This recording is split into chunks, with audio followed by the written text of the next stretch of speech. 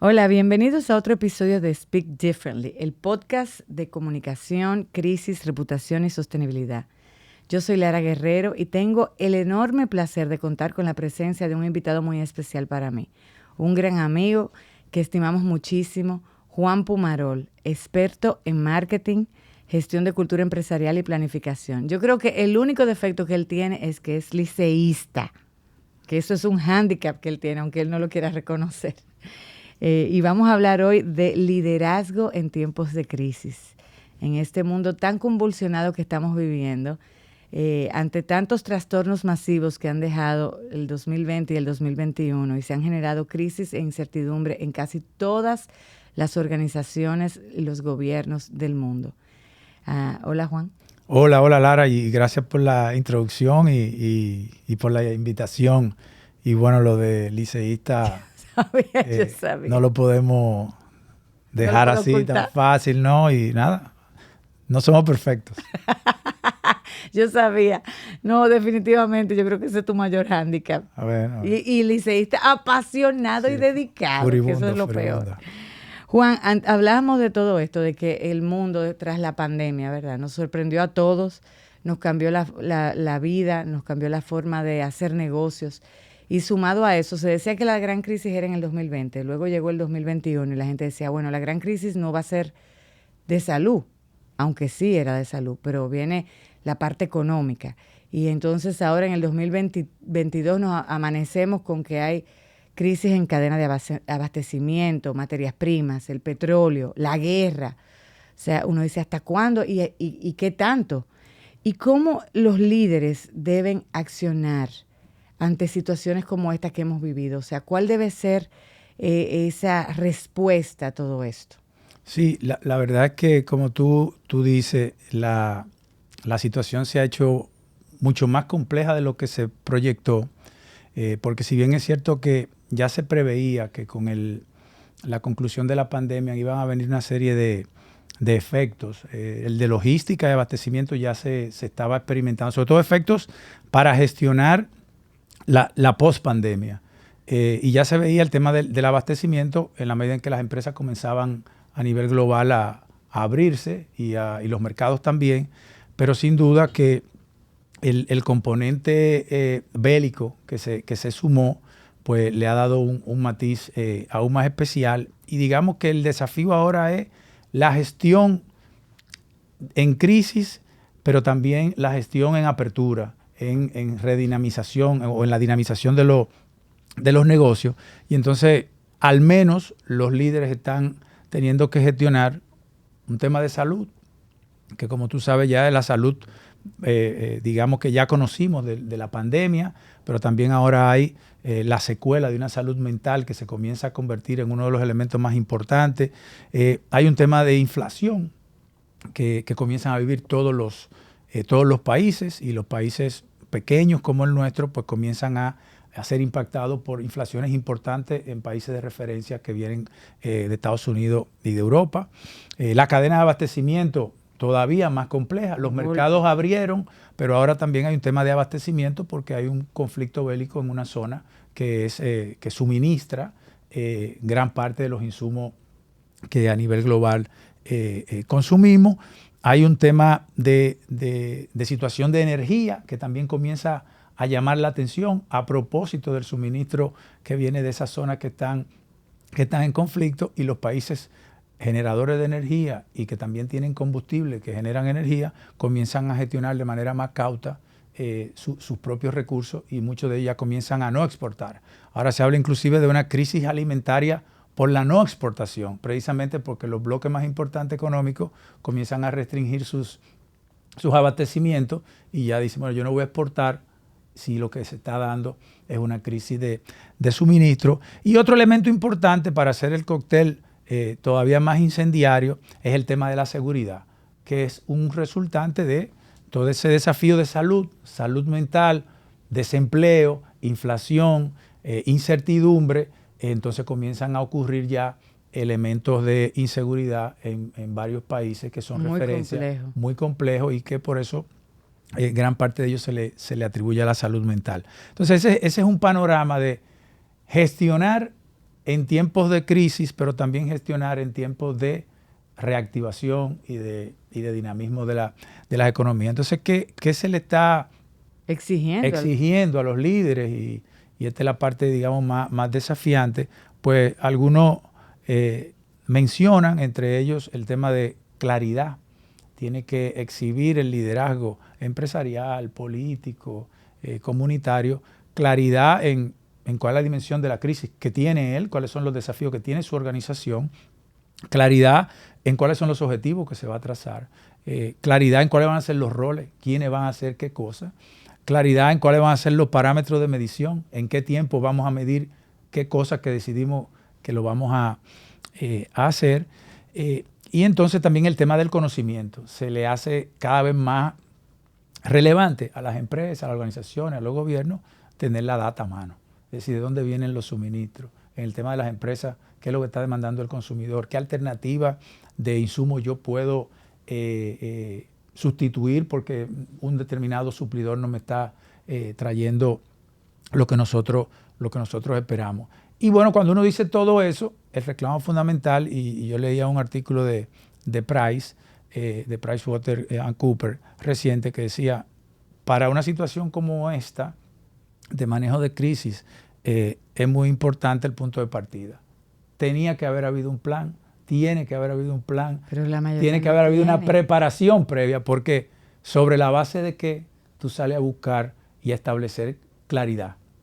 Si es en base a los impactos que va teniendo, entonces cosas que también se van mirando es que comienza la improvisación, comienzan los errores y bueno, no hay mucho espacio para errores adicionales, tomando una decisión de traer o hacer negocio con un suplidor que de repente tú no conoces, por decir algo así. Entonces no solo es que tú tienes un retraso en la cadena de abastecimiento, sino que de repente es un fake de suplidor lo que tú acabas de contratar. Entonces, y tienes una presión de, por ejemplo, de un mercado que te dice los precios están muy altos, el producto, hay que tomar decisiones de bajar calidad, como tú dices, optar por otros suplidores que de pronto no te daban el mismo rendimiento. Y tienes que ir también, y por eso es la claridad y el otro elemento, el conocimiento, porque como tú dices, tienes que buscar las alternativas, tienes que ir donde tus clientes, digamos, a plantearle que no hay ese tipo de plástico, yo tengo esta otra opción, probablemente no es que tú pierdas calidad, sino que vamos a tener otra experiencia desde el punto de vista de lo que yo te voy a dar, pero él tiene también que consultarlo con sus consumidores finales. Entonces tiene que haber mucha claridad. Creo que tú traes un tema importante. ¿Y eso le toca al líder o le toca a los mandos medios? Bueno, el liderazgo es el que tiene que garantizar que en medio de una crisis, obviamente uno no lo quiere decir así, pero en medio de una crisis, el liderazgo, el CEO, es el que tiene que gestionar la incertidumbre, gestionar la calma y mandar una suerte de optimismo. Eso no se puede delegar en mandos medios. En la medida en que las organizaciones son más robustas en sus estructuras, pues de alguna manera es más fácil trasladarlo. Pero es el liderazgo el que tiene que marcar la pauta y establecer esa claridad basada en la información, en el conocimiento. El otro elemento que se le demanda es carácter. Carácter, que a veces uno lo quiere decir de una manera más elegante, dice coraje. Temperamento. Coraje. Y en el buen sentido de la palabra, es incertidumbre, y ante la incertidumbre no se puede quedar en la organización o en la sociedad una suerte de que quién tiene el control. ¿Quién tiene los pantalones? ¿Cuál es el tamaño del daño? ¿Cuánto más aguantamos? ¿Cuál es la solución? Entonces ahí una de las cosas que también se le demanda al liderazgo es el carácter, el coraje de tomar decisiones que, como tú muy bien dices, a veces son menos certeras, pero tienen que ser rápidas, tienen que ser ya, con un margen de equivocación y luego se puede explicar si es necesario la equivocación. Pero el carácter, el otro elemento fundamental, y tú eres una experta en esto, es comunicación. En medio de la crisis tiene que haber comunicación. Comunicación clara, fluida, transparente, respetuosa y honesta. ¿A qué nos referimos? Tanto, digamos, la comunicación a lo interno, con tus colaboradores, con tu staff, con tus suplidores. Decirle, señores, esta es la dimensión de lo que tenemos, vamos a estar viviendo estos niveles de retraso. esto no va a generar estas quejas, estamos buscando estas alternativas y hemos tomado esta decisión. Y en el próximo mes vamos a medir esto. Entonces tiene que haber claridad hacia adentro y obviamente claridad también hacia afuera con los clientes, con sus consumidores, si fuera el caso, con la opinión pública, si aplicara, con los generadores de opinión también para que contribuyan a crear esa suerte de sosiego, de decir, sí está pasando, pero estamos haciendo esto, vamos a movernos en esta dirección, ayúdanos por lo menos a transmitir sosiego en este periodo en el que estamos tomando esta decisión. Entonces, ese es otro elemento importante que trae al siguiente capítulo, que es el tema del clima.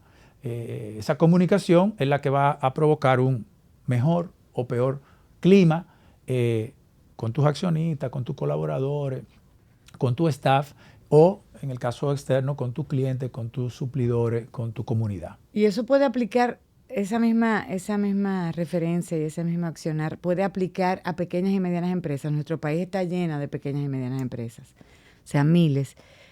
Cuando tú lo ves, esas grandes estructuras tienen esa flexibilidad y tienen esa capacidad de resiliencia que se habla tanto.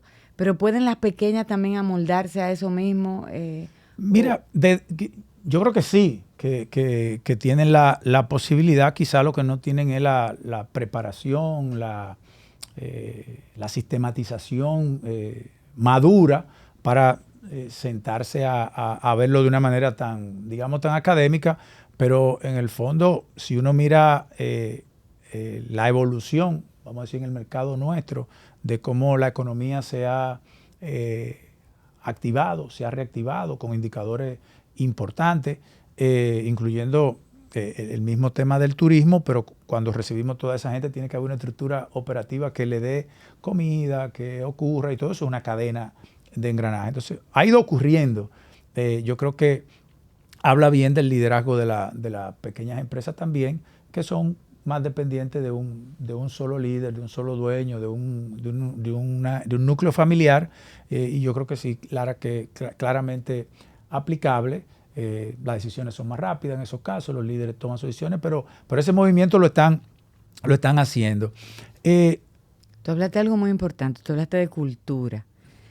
Y hablamos hace unos años, se mencionaban a los famosos millennials, pero ahora está la generación Z, que alguien me dijo el otro día, la generación Z es mejor que la millennial. Yo no estoy tan segura, ¿verdad? En el sentido no es crítica, sino que es un segmento que ahora está insertado en el mercado, una fuerza laboral que es mucho más exigente, tiene mayor conocimiento, domina más plataformas a nivel digital y está más informado que otras generaciones como yo, por ejemplo, como la nuestra.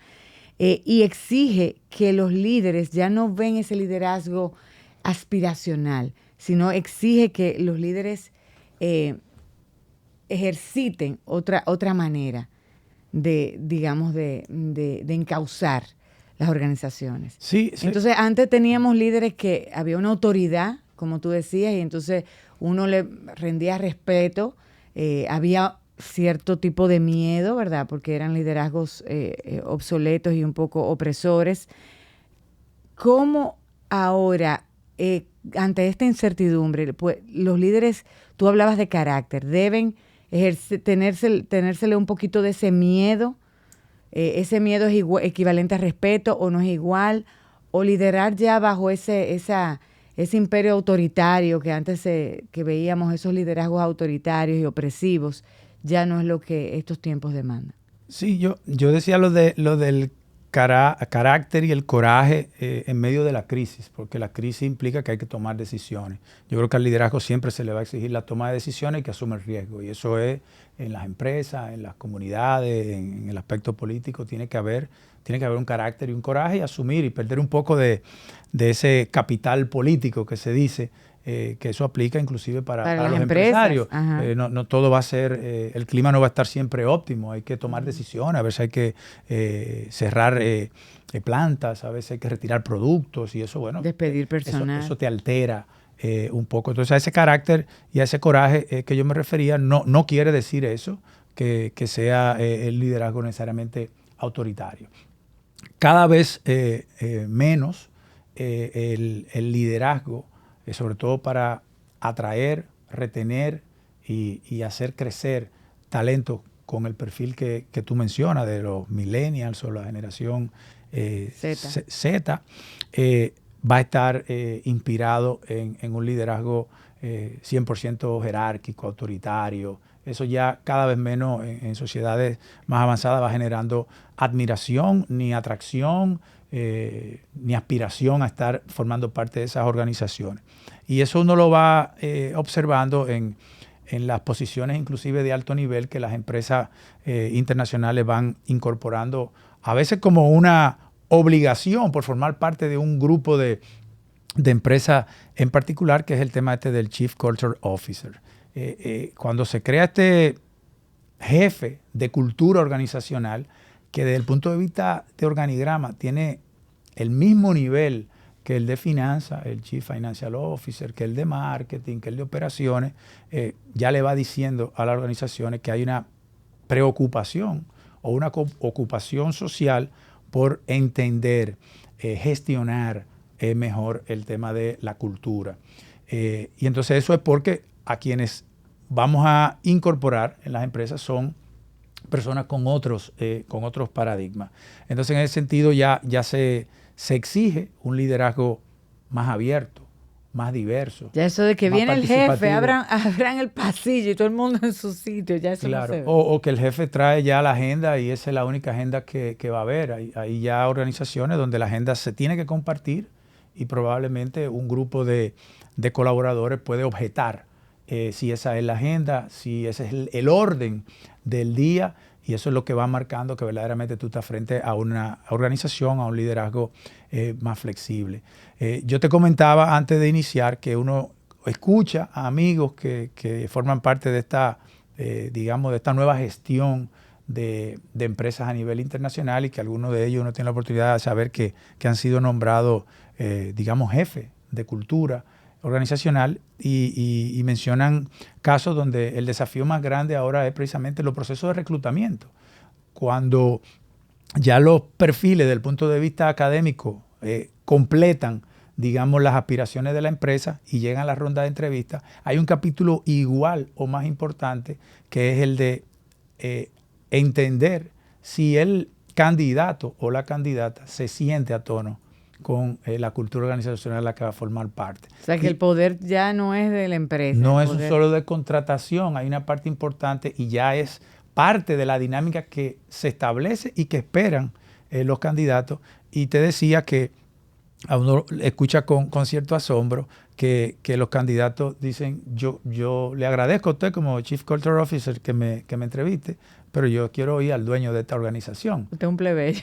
Yo quiero ir al dueño de esta organización porque yo quiero entender cuál es el propósito de esta organización, que sabemos que es financiera, que es de consumo masivo. ¿Cuál es el propósito que tiene desde el punto de vista de diversidad, desde el punto de vista de integrar a los productores que colaboran con los insumos que usted hace? ¿Cuál es su propósito de responsabilidad social más allá del tema, digamos, meramente económico por el cual yo estoy a contribuir? Entonces es un elemento totalmente nuevo que, imagínate, desde el punto de vista del liderazgo, implica al menos la apertura de un CEO a tener que reunirse probablemente con un programador o con un analista financiero o con un ejecutivo de marketing, un gerente de marca. No, y con una diferencia, una brecha generacional, cultural, que tú dices, hasta el lenguaje diferente. Entonces eso le reclama al liderazgo de la empresa es acelerar el entendimiento dentro de sus paradigmas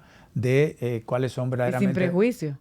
Cuáles son los temas que les interesan. Y ahí entran todos estos temas de, como te digo, de diversidad, de responsabilidad social, de sexo, de religión, de liderazgo, que ya se habla de liderazgo virtual y liderazgo presencial. O sea, los líderes a nivel internacional, luego de este tema de la pandemia, uno de los grandes debates que tienen es la deserción de empleados porque no aceptan y no están dispuestos a aceptar volver a trabajar 100% de manera presencial. Sin embargo, también se ha identificado que hay un liderazgo que sufrió tanto en la pandemia que sus paradigmas lo están llevando a exigir casi, a establecer el relacionamiento y la vida Cara a presencial. cara. Y entonces, bueno, ahí también hay un tema de salud mental, quizás afectando el liderazgo, pero hay un debate importante en que hay un liderazgo presencial y hay un liderazgo virtual, que es otro de los aprendizajes de la pandemia. Y tú mencionaste algo muy interesante, que es diversidad e inclusión. En nuestra experiencia, de pronto aquí todavía no hemos llegado a esos niveles. Aquí estamos un poquito limitados y creemos que la diversidad e inclusión es solamente con la mujer. Pero en otras culturas y en otras, digamos que en otros países, diversidad e inclusión, el espectro es inmenso. Entonces se habla a nivel de etnia, ¿verdad? Se habla también hasta preferencias sexuales y ya es un must, o sea, es un riesgo tan alto, ¿no? Se habla de gente con dificultades motoras, Así es. que también tú Así la es. puedes incluir en... Entonces uno dice, bueno, y está comprobado que las organizaciones que son más diversas, hay mayor creatividad, hay mayor rendimiento, productividad, dinamismo, son más rentables. Dicen que las que son lideradas por mujeres son, en Estados Unidos se ha visto, tenemos ejemplos y cartas de presentación donde son mucho más, como ellos dicen, profitable, que son rentables.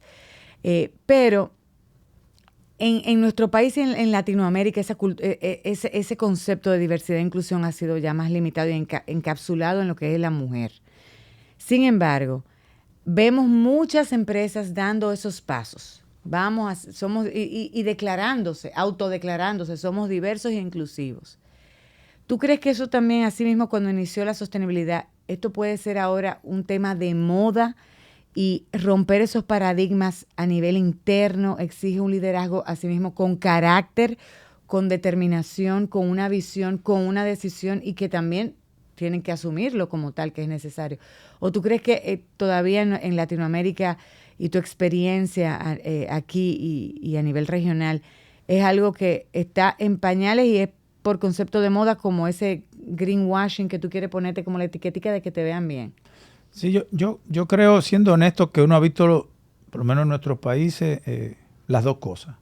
Quienes se toman el tiempo para dimensionar esa diversidad, entender cuál es, digamos, el capítulo de diversidad con el cual ellos, igual que el de sostenibilidad y de responsabilidad social, con el cual ellos están más asociados, el que le puede generar mejores resultados o peores resultados, y tratar de identificar si en su organización esa diversidad tiene que ver más con un tema étnico, con un tema religioso, tiene que ver con un tema de capacidades, para entonces establecer los planes y comenzar a rodar un cambio de cultura sostenible, orgánico, consistente, y entonces que le dé la credibilidad. Hay quienes prefieren tomarse el tiempo, entender el tema y moverse ahí. En esa ruta yo me incluyo. Hay quienes, obviamente, por los lineamientos corporativos o de los burós empresariales que forman parte, o por un tema de tendencia, se quieren poner esa bandera verde, esa certificación de origen que tú decías, y creo que en el mediano o largo plazo, si no lo llegaron a entender, primero no van a poder instalar una cultura que sea coherente, y desde el punto de vista digamos, de sus audiencias y del público por el cual se hacen este tipo de cosas, va a tener patas cortas y se le va a ver el refajo, como decíamos. Entonces, lo peor que puede haber con esto es que sea nice to have. ¿Es un nice to have o un must? No puede ser. Si es así, se va a perder credibilidad, yo diría, y las reacciones van a ser completas. Piénsate que el tema de diversidad, que también es importante entenderlo, no es un tema de la empresa, es un tema de la sociedad. Y cuando uno habla de la sociedad, ahí hay diversidad de otros empresarios, del propio consumidor. El consumidor, se habla de un consumidor más diverso. Es el consumidor el que mira hacia la empresa y trata de ver si la empresa a la cual yo le doy la preferencia de consumir su producto o servicio tiene un nivel de diversidad mínimo. Pero antes, Juan, y eso es, y sabemos porque nosotros vivíamos en ese tipo de culturas organizacionales. Había inclusive industrias donde habían códigos establecidos, digamos que parámetros exigidos. En el sector financiero, para poner uno, tatuajes no eran permitidos. Llegar, por ejemplo, el afro no era permitido. Los rizos, hombres con aretes, y también las mujeres. Recuerdo Yo tuve una experiencia, no con una institución financiera, sino con una persona de un cuerpo diplomático. Las mujeres nos pintamos las uñas de colores, y, bellísimo. El negro no se podía. El azul. Yo llegué a una reunión y un diplomático me dijo, y eso que usted tiene, eso le quita, les resta seriedad. Entonces, esos eran paradigmas. Exacto, esas de etiquetas. Esas predisposiciones. Sí, hay que dejarlas a un lado. ¿Tú crees que en nuestro país ya hay esa gran apertura ya de que, mira, con tatuajes? Recuerdo que una vez la policía salió a decir que no se iban a reclutar nadie que tuviera ni tatuajes ni caries. Se va a quedar sin nadie, sin prospecto. Sin entrar, exacto, sin entrar, porque yo creo que todos tenemos caries. No todos tenemos tatuajes, pero caries tenemos todos. Entonces, ¿cómo? ¿Eso sí, tú crees que ha variado un poco en nuestro país? Yo creo que todavía no nos queda mucho por avanzar. Yo creo que cada vez más la discusión se va llevando a cabo. Yo creo que no tiene escapatoria. Reitero, el consumidor, la generación que está subiendo, ya no es un mero, no toma decisiones puramente por la comunicación, por la publicidad, por los premios que se sacan algunas empresas, por eso de que soy la empresa más admirada. Ya ese nivel de admiración y de decisión a consumir productos y servicios es de una perspectiva más diversa. Y eso lo va a ir marcando la generación que tú acabas de mencionar, las millennials, los centennials. Son generaciones que esto que estamos hablando no les genera ningún tipo de paradigma. Piénsate, yo tengo un hijo de 15 años y su núcleo, esa gente no tiene paradigma, esos chicos no tienen paradigma de tatuaje, ni de pelaje, ni de color. Ellos son creyentes del talento, del performance, de la coherencia de actuación. Y pueden ser tan críticos con uno bien puesto, por decirlo en términos normales, que no sea coherente o que tenga un mal performance, como con uno súper estereotipo desde el punto de vista anterior, que también haga lo propio. O sea, ese tema del tatuaje, el pelaje, el color, la ropa, tal, y bueno, y todo el mundo del deporte, más que el propio mundo empresarial y el de las marcas, el mundo deportivo, el mundo artístico, los nuevos códigos, la nueva conjugación de frases, de verbos, ha hecho que esa generación verdaderamente sea diversa. Diversa no porque anda buscando, sino diversa por la cantidad de información que consume. Y en la medida en que estos jóvenes consumen una cantidad de información tan variada, desde cosas súper estructuradas hasta pruebas, porque prueban cualquier cosa. Si algo le llama la atención, porque la forma en que fue empaquetada, precio, packaging, comunicación, funciona a la vuelta de una transacción por internet o de un delivery, lo prueban. La cantidad de comida que prueban esta generación con la que uno está trabajando, es que tú dices, ¿de dónde tú pediste hoy? De tal sitio y del otro sitio, y ese sitio dónde es. Coreana, que no sé. Entonces, esa diversidad de consumo, esa apertura a probar, esa apertura a dar oportunidades a quien sea, sin lugar a dudas está llegando a la mesa de los líderes y no habrá mucho espacio para construir liderazgo y mantenerlo y sobre todo reclutar gente nueva, porque la gente que tú tengas ahora te puede funcionar, pero biológicamente va a desaparecer. Entonces, no puede ser un nice to have y nueva vez cae en el liderazgo identificar cuál es su nivel de diversidad correspondiente a la etapa en que está su empresa. Tampoco puede ahora hacerse el más diverso porque no lo va a poder hacer creíble, no va a poder, ni quien se lo esté exigiendo se lo va a creer. ¿Dónde cae ese nivel de apertura? Y es responsabilidad del liderazgo establecer esa cultura que permee en la organización, que permee en la sociedad para hacerla consistente. Si el liderazgo no lo asume y lo que hace es que viene desde un departamento, probablemente de comunicación o de corporate affairs, que hay que tener un sello Green Diversity, bueno, eso se pondrá ahí, se publicará en una revista, pero le irá generando una mala reputación en el mediano plazo, yo entiendo. Mira, y hablábamos de que obviamente somos humanos todos, pero a los líderes se les exige más y pensamos que los líderes son, a veces endiosamos a los líderes y no creemos que son, o sea, no entendemos que son seres humanos y que están hechos imperfectos, ¿verdad? Llenos de debilidades, de ansiedades, no tienen el conocimiento de todo y que cometen errores. Es bueno y válido cometer errores. De los errores se aprende, de los fracasos y los tropiezos uno se levanta y aprende. Está después de esta pandemia, están los líderes prestos a escuchar, a decir públicamente, primero escuchar, usted se equivocó, cometió un error, la embarró. Y están propicios o prestos. Abiertos, sí. Sí, a decir, es verdad, me equivoqué. Y a decirlo públicamente.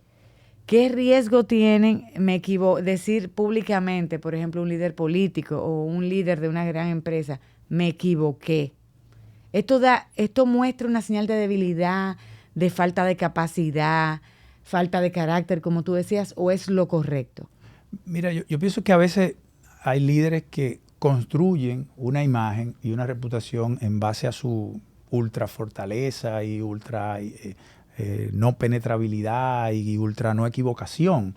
Y bueno, eso también tiene patas cortas, porque cuando lleguen los momentos como los que han llegado ahora, que siempre van a llegar de crisis en una organización donde tú puedes tener una cantidad de sucursales y pasó un incidente en una sucursal X, ya eso te generó un tema de crisis, de reputación, obviamente el manejo de las redes sociales, que también tiene una serie de oportunidades, te establece un cierto posicionamiento en un periodo de tiempo muy rápido y ya eso es una crisis. Si el liderazgo y la reputación está concentrado en esa ultrafortaleza, en esa falta de comunicación, pues te la juega en contra. Yo pienso que no hay de otra. El líder tiene que mantener todas estas características que hemos mencionado, tener comunicación, de tener claridad, de tener carácter, de tener coraje, pero tiene que obviamente exhibir que hay una humanización en su gestión y que hay una personalización de su empresa hacia también sus consumidores. Yo creo que cometer un error y reconocerlo es más rentable si se hace a tiempo, si se hace de manera auténtica, si se dicen cuáles son la dimensión de que ese error tuvo, qué se está haciendo con eso, cuáles van a ser los canales por los que se le va a dar seguimiento, tiene mucho mejor retorno que hablar mentiras, que no hablar, que dejar que se difundan los mensajes que la gente especule. Son digamos, resultados mucho más negativos. Y ciertamente lo hemos venido observando, las empresas más admiradas en el pasado reciente, tanto aquí como internacionalmente, son aquellas que han ido incorporando ese tema de la humanización de sus estructuras, humanización por la apertura a ser más diversos, a reconocer sus errores, a recoger sus productos si tienen un tema, si hay un reclamo social de algo que médicamente está haciendo algo, decir, bueno, nosotros no creemos tenerlo o no lo hemos identificado, pero si hay un debate en la comunidad de eso y nosotros somos el líder de ese determinado segmento de negocio, vamos a traer a esta gente, vamos a hacer una investigación conjunta. O sea que no veo otra opción que ir humanizando cada vez más a las organizaciones, hacerlas más abiertas, más comunicativas e involucrarse más con el debate que se esté llevando. Y tú trajiste algo muy interesante, el tema de humanización. Con la pandemia, obviamente, cuando no había a falta de una conformación global a nivel mundial, de que los líderes no sabíamos, nadie tenía la verdad de lo que estaba ocurriendo, los colaboradores y con esa iban, digamos que a los superiores, a los líderes, a buscar respuestas, muchas de ellas que no existían. Y vimos muchos líderes muy cercanos, como tú decías, haciendo Zoom, la gente en su casa, trayendo tranquilidad, dando respuestas. Esa humanidad, ¿tú crees que ya ha pasado el 2020, fue algo temporal o es algo que se les va a seguir exigiendo? Porque hemos visto que muchos en ese momento fueron muy cercanos a sus colaboradores, ¿verdad? ¿Crees que ya es algo que se quedó para instalarse en el liderazgo, que se va a exigir eso de que, como tú decías antes, estés cercano, de que yo pueda tocarte la puerta, de que se sepan los nombres y apellidos de los hijos? Yo creo que debería ser así. Debería ser así. Si fue auténtico, también hubo aquellos que siguieron haciendo su tipo de liderazgo jerárquico, ¿verdad? Y quizás lo delegaron en alguna de sus estructuras y no quisieron hacer esa bajada. Pero ciertamente todo ese tema de cercanía, de humanización, de información, de sensibilidad, de manejo del miedo, de la incertidumbre, todo eso quedó. Puede ser que se vaya en el tiempo desapareciendo, pero fue muy fuerte. Y todavía, con toda esta incertidumbre que estamos viendo ahora, de que todavía puede entrar el tema de la salud, sigue estando ahí, el tema de la salud mental, se les sigue reclamando al liderazgo de las empresas y al liderazgo político, ese nivel de cercanía, ese nivel de sensibilidad, ese nivel de gestionar la incertidumbre y el miedo y poco a poco ir promoviendo confianza, estabilidad y dinamismo económico y social. Entonces, yo creo que está planteado todo el tema que te decía del trabajo virtual. Es un debate muy amplio ahora porque hay corrientes de organizaciones que quieren volver a la presencia 100%. Aquí en el mercado local uno lo escucha entre colaboradores de empresas que hay esa discusión de empresas 100% locales y empresas que tienen también directrices que vienen de la matriz internacionalmente. Y hay un debate en si el tema de la virtualidad es solamente un tema de eficiencia por la pandemia o es que también, y hay quienes lo piensan así, generó un nuevo estilo de llevar a cabo tu vida, de tener un espacio más cómodo, si se quisiera, en el que tú te sientes más a gusto, donde hay sectores y segmentos profesionales que no cogen corte, como dicen, volver a la oficina, no es negociable. Volver a la oficina, a mi cubículo. No es negociable. Todos nos demostramos que es un tema de performance y si tú quieres que yo te haga esa programación, dime cuándo es. ¿Para cuándo tú la quieres? Me voy para la playa. Ya no hay. ¿Cómo tú fronteras? ¿Cómo tú vuelves a decirle a una persona así que tiene que ir a la oficina porque el tema es presencial y porque tú eres más productivo si tienen 2 años siendo súper productivo desde el lugar que tú quieras? Entonces, yo creo que ese nivel de apertura, de flexibilidad.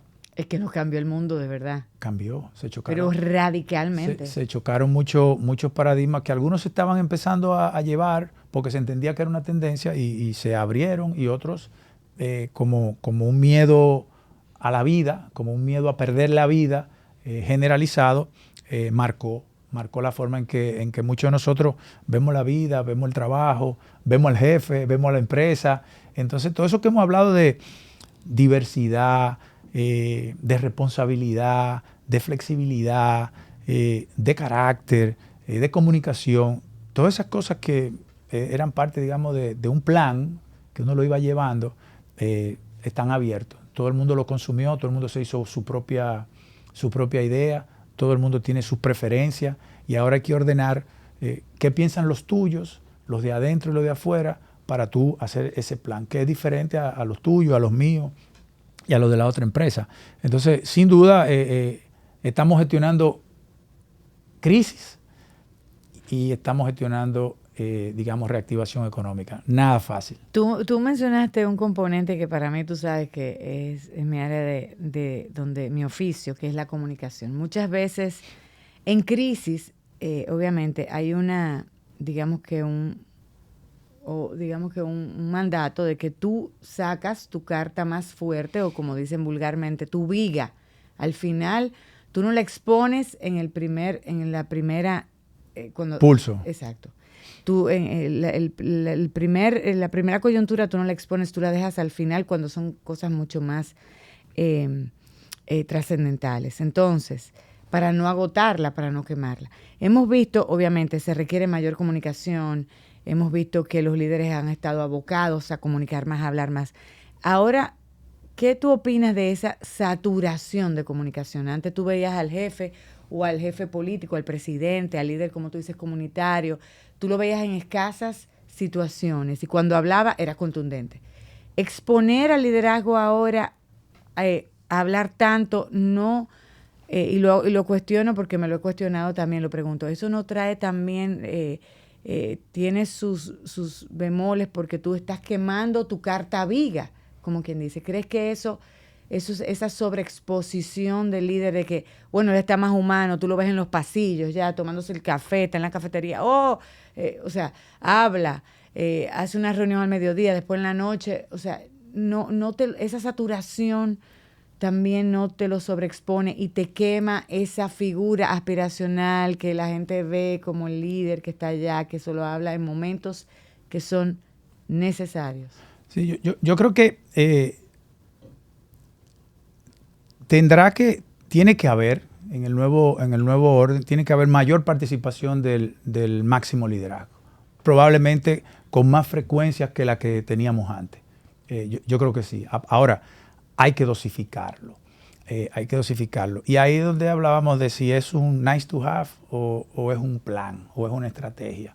En la nueva situación, yo creo que tiene que haber el liderazgo primario, tiene que tener más presencia en lo político, en la empresa, en las comunidades, en la ONG, tiene que verse. Porque la sociedad, como dije al principio, las audiencias también se hicieron más diversas. Y quieren creer, quieren escuchar el propósito desde el poder.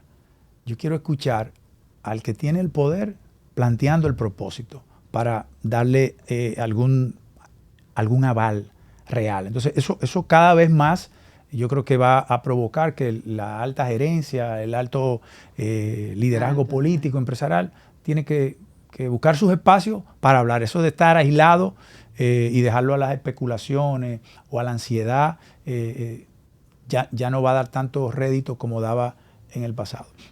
Ahora, para eso tiene que haber un plan, tiene que haber una estrategia y se tienen que ir creando estructuras de apoyo confiables, preparadas, disponibles para también hacer esa vocería que tú conoces muy bien. Si en medio de una crisis el líder tiene que hablar porque no creó una estructura, porque no existía un plan, porque no hay voceros complementarios, porque no hay en quien empoderar otros mensajes, porque no se desarrolló una relación con los medios o con los líderes de opinión o con la comunidad, que solo la tiene el líder. Entonces ahí es donde se enfrenta ese riesgo de que, como hay que hablar, el único que puede hablar es el líder. Porque no hay esa confianza. No hay ese relacionamiento. Y una cosa importante que uno no puede dejar de decir cuando habla de crisis es que en las crisis es cuando es un momento estelar para medir la salud del relacionamiento que tú tienes con las audiencias. Tanto internamente con tus propios colaboradores como hacia afuera, con suplidores, con líderes de opinión, con la propia comunidad. En medio de una crisis, ahí tú mides cuán consistente ha sido el nivel de construcción de relaciones, y aquellos que no han hecho una buena construcción o que esa relación ha estado solamente asociada al líder, es eso lo que obliga a que un líder entonces tenga que comenzar a hablar de temas que a veces uno dice, mira, no corresponde, es un tema de segundo piso, es un tema de tercer piso, le corresponde hablar del primer piso, explicar cómo ve la casa completa, pero entonces decir, para el piso 2 va a hablar Lara, el piso 3 yo se lo estoy entregando a Juan, el piso 4 está, y entiendan que dentro de un mes yo me voy a sentar con ellos y le vamos a pasar balance, pero pasa un periodo y en ese periodo subsiguiente entonces la construcción de comunicación, de seguimiento con otros actores, y eso obviamente tiene que estar previsto, tiene que haber un plan y tiene que haber una construcción de relación en marcha para cuando llegue la crisis tú no comiences a estar improvisando, y lamentablemente a veces se delega para arriba. Es la misma estructura organizativa que reconoce la debilidad que tiene, que dice, yo no puedo llamar a Lara porque Lara no va con el teléfono. De verdad, yo a Lara la oigo por televisión, pero yo no la conozco. Nunca se hizo una actividad, nunca se... Entonces, a veces son, y esta parte también creo que es honesto decirle, a veces los líderes no tienen de otra. A veces se delega para arriba, a veces su propia estructura le dice, salga usted. el único que puede hablar es usted. Ellos nada más le creen a usted. No hay falta de confianza, credibilidad. Es usted. Entonces, también, digamos, aunque eso es criticable, también hay que reconocer otra vez el coraje. El líder, sabiendo eso, a veces no es que no lo sabe, sabiendo que se va a desgastar, sabiendo tal, dice, pero lo decíamos ahorita, ¿y si no hablo? ¿Y si hablo mentira? ¿Y si mando a Lara que no tiene relación tal? Entonces a veces no es tan fácil decir, se está sobreponiendo, está hablando mucho, está perdiendo aspiracionalidad, scarcity, ¿verdad? Ganas de verlo después, no hay de otra. A veces tú reconoces que no hay de otra y te toca a ti. Y le toca al líder brillar y le toca al líder también coger los favos. Entonces no es fácil. Lo importante es entender eso y construir estructuras que te permitan gestionar, que es lo que tú dices, el capital de un líder, la admiración, que a veces es el de él, el de ella, el de su empresa, el de su portafolio de productos, el de sus accionistas. No es una papa fácil la que tienen los líderes hoy. Como dice el meme, tenía que decir si se dijo. Sí es. Juan, lamentablemente ya se nos agotó el tiempo. Cuéntanos dónde la gente se puede comunicar contigo, puede saber de todas tus iniciativas y todo eso. Bueno, nosotros estamos en redes sociales, o Juan Pumarol en todas las redes sociales, o nuestra empresa de consultoría en planificación estratégica, posicionamiento, branding, que se llama Brand Masters, también está en las redes sociales, y mi correo, si me quieren, como el de la defensa civil, mi correo personal, jpumarol@brandmasters.com.do. El celular no se lo voy a dar. Pero, no, porque ahorita pero tiene un fan club llamando. Casi, o sea que no, gracias a ti, Lara, por este espacio y nada, te deseo muchísimo éxito y siempre un placer. Este tema da para hablar mucho más. Así es. Amigos, y a nosotros nos puedes seguir a través de Speak Differently. Estamos en Instagram, estamos en Twitter, estamos en todas las plataformas. Asimismo, puede ver esta contribución, escucharla a través de Apple Podcasts, Spotify y en YouTube. Será hasta la próxima oportunidad. Bye, bye.